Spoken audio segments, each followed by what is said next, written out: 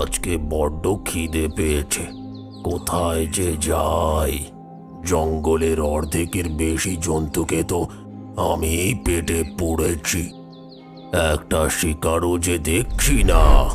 বউ আর ছেলে মেয়েগুলোর জন্য যে কিভাবে খাবারের ব্যবস্থা করব কে জানে। এমন সময় এক হরিণ সেখানে এসে উপস্থিত হলো।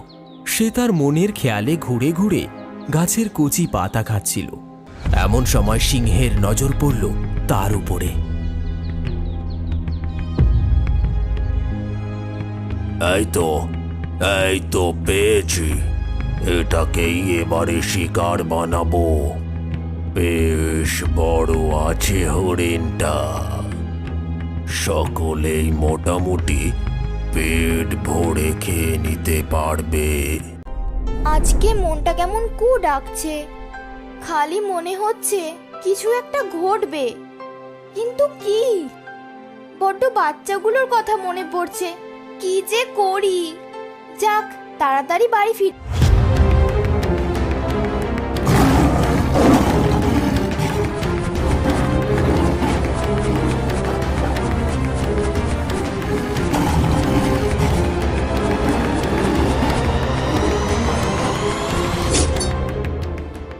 সিংহ ওই হরিণটাকে মুখে করে গুহায় নিয়ে গিয়ে হাজির হলো। তার বউ আর দুই বাচ্চা সামনে এগিয়ে এলো। কি মজা, আমিও খাবো। আমি তো ভেবেছিলাম আজ তুমি আমাদের জন্য খাবার জোগাড় করেই আনতে পারবে না। তোমার ভয়ে তো কেউ আর এই দিকটায় আসেই না আজকাল।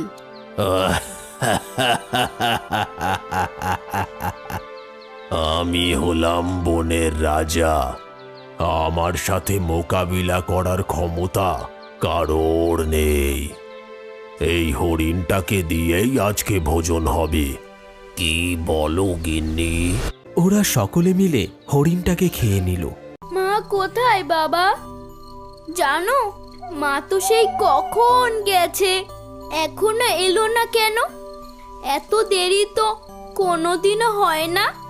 আমিও তো তাই ভাবছি, জানিস, তোর মা তো এত দেরি করে না। চলো আমরা বরং মাকে খুঁজতে বেরোই। মা বোধহয় পথ ভুলে অন্য কোথাও চলে গেছে, এত বড় জঙ্গলের মধ্যে হারিয়ে গেছে। এবার আমাদেরকেই খুঁজে আনতে হবে। চল তাহলে সেটাই করি বরং, কিন্তু এত রাতের বেলা কি তাকে খুঁজে পাবো? ঠিক খুঁজে পাবো বাবা, এত চিন্তা করো না তো। ওরা দুইজনেই হরিণকে খুঁজতে বেরিয়ে পড়ল, কিন্তু তাকে তন্ন তন্ন করে খুঁজেও যখন কোথাও পেল না, তখন হরিণের স্বামী কান্নায় ভেঙে পড়ল।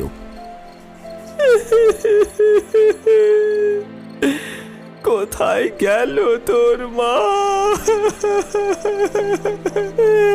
বাবা, এভাবে কেঁদো না, ভগবানের ওপর বিশ্বাস রাখো, আমরা ঠিক মাকে খুঁজে পাবো। এমন সময় কিছু হাতি সেখান দিয়ে যাচ্ছিল। তারা যেতে যেতে হরিণদেরকে ওভাবে কাঁদতে দেখে থমকে দাঁড়িয়ে পড়ল। বড় হাতি বলল, কি হয়েছে তোমাদের? এভাবে কাঁদছো কেন গো? আমার মাকে খুঁজে পাচ্ছি না হাতি ভাই, সে যে কোথায় হারিয়ে গেছে কে জানে। এই এত বড় জঙ্গলের মধ্যে সে কোথায় হারিয়ে গেছে কিভাবেই বা বুঝবে? কিন্তু তাকে তো খুঁজে বের করতেই হবে। আমি যে কারোর চোখে জল দেখতে পারি না গো, তোমরা তোমাদের চোখ মোছো। আমি মনে হয় তাকে দেখেছি, বুঝলে, মনে হচ্ছে সে সিংহের পেটে গেছে। সে কি, কি সর্বনেশে কথা বললে গো?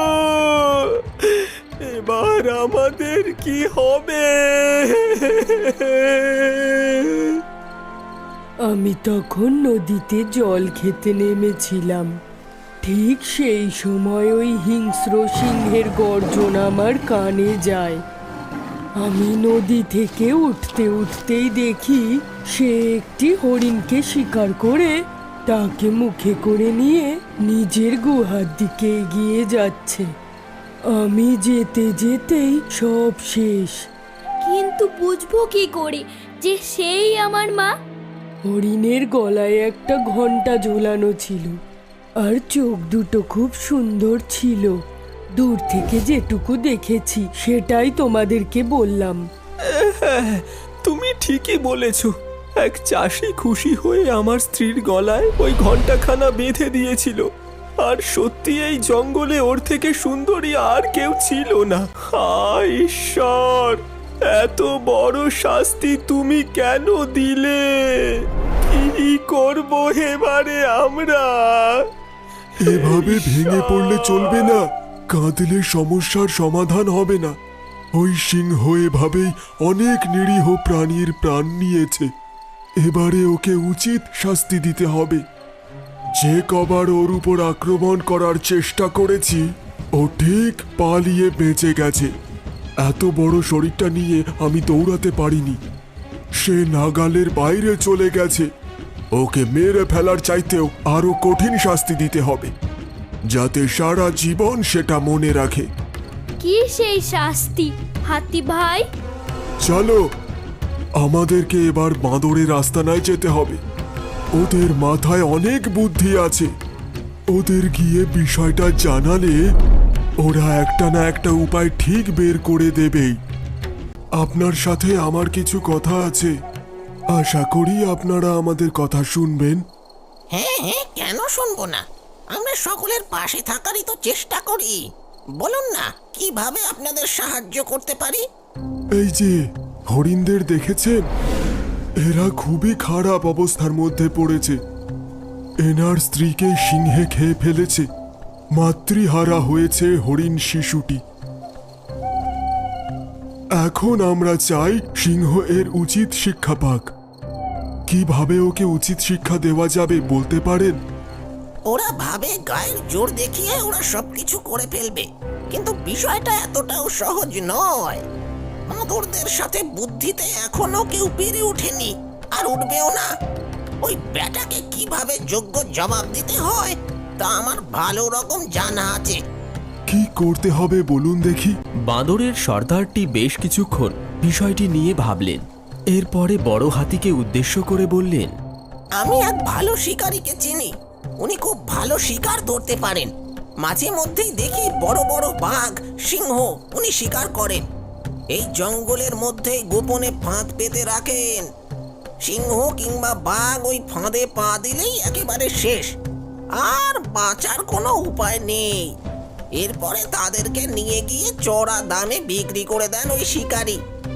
একবার যদি ওই শিকারী সেই সিংহকে ফাঁদে ফেলতে পারে, তখন সেই সিংহ বুঝবে কত ধানে কত চাল।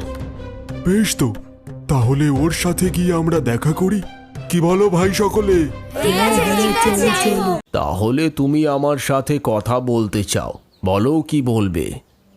বড় হাতি তখন সেই শিকারীটিকে সব জানালো।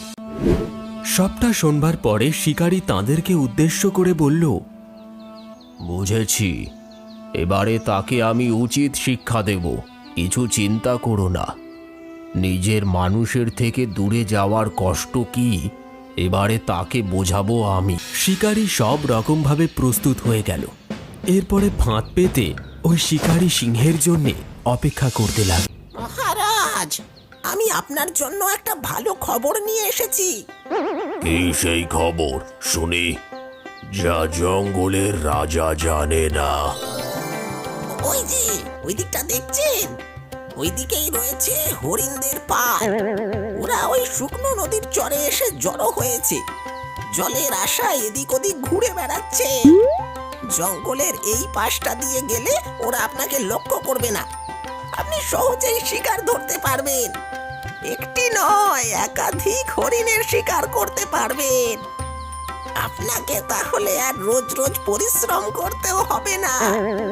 বাহ, তুই তো দেখছি বেশ বুদ্ধিমান। ভালো কথা বলেছিস দেখছি। চল, তাহলে তুই আজকে আমাকে পথ দেখিয়ে নিয়ে যাবি। চল দেখি। বাঁদর সিংহকে পথ দেখিয়ে নিয়ে চলল। বাঁদরের আসল উদ্দেশ্য ছিল সিংহকে ফ্যাসাদে ফেলা, আর সেটা যে করেই হোক।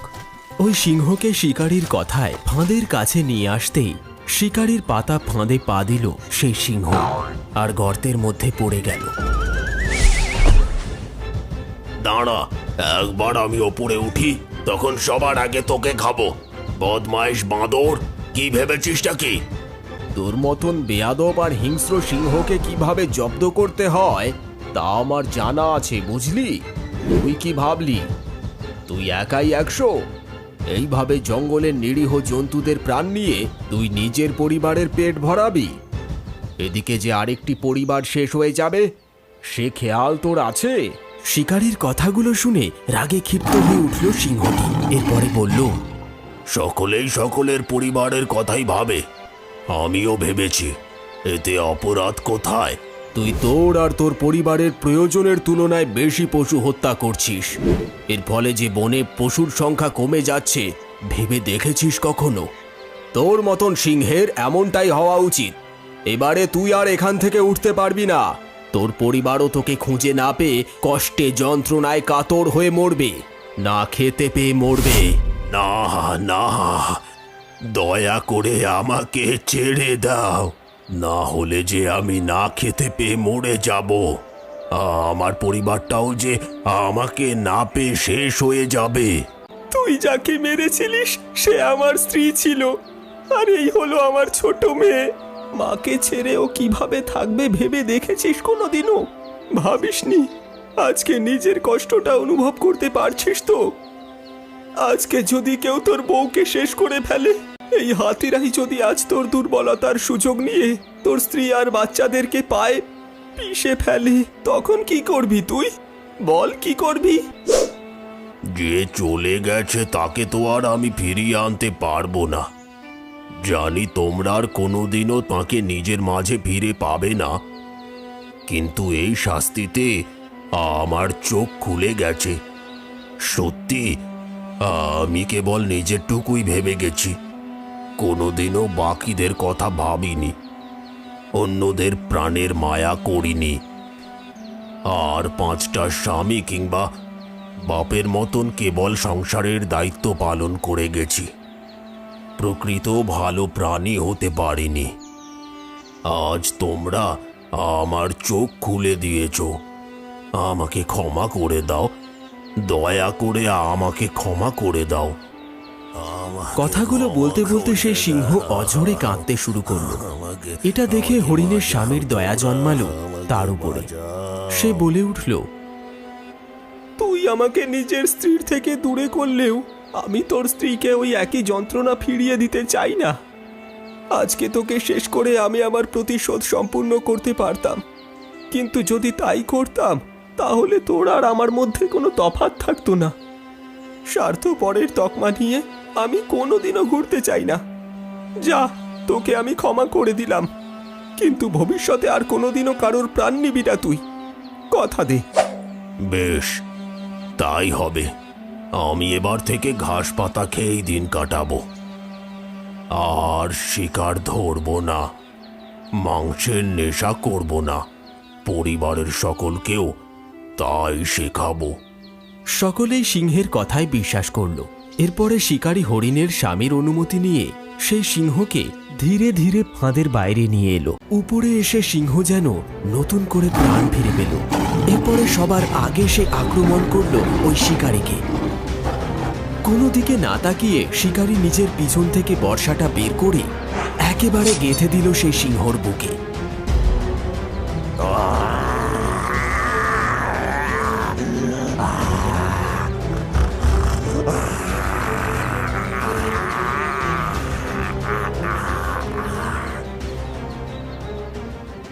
আমরা সকলকে বোঝাতে পারি, যে খারাপ তাকে ভালো করার চেষ্টা করতে পারি।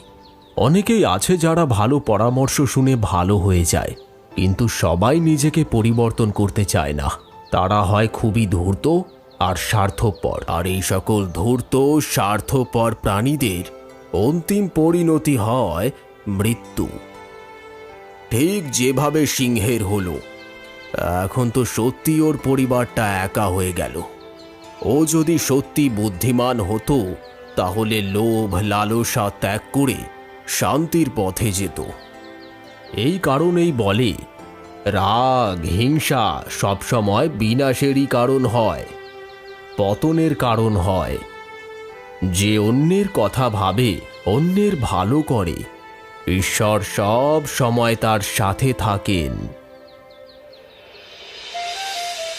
এরপরে জন্তুরা সকলে মিলেমিশে ওই জঙ্গলের মধ্যে থাকতে শুরু করলো। প্রয়োজনের অতিরিক্ত কেউ শিকার করত না।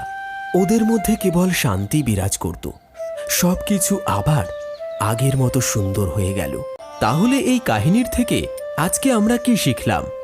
যে ভালো হয়, ভালো কাজ করে, হাজার কষ্টের মধ্যেও কারোর ক্ষতি করে না, তার শেষটা সব সময় ভালোই হয়। আর যে সবসময় খারাপ কাজ করে এসেছে, তার সাথে খারাপটাই হয়।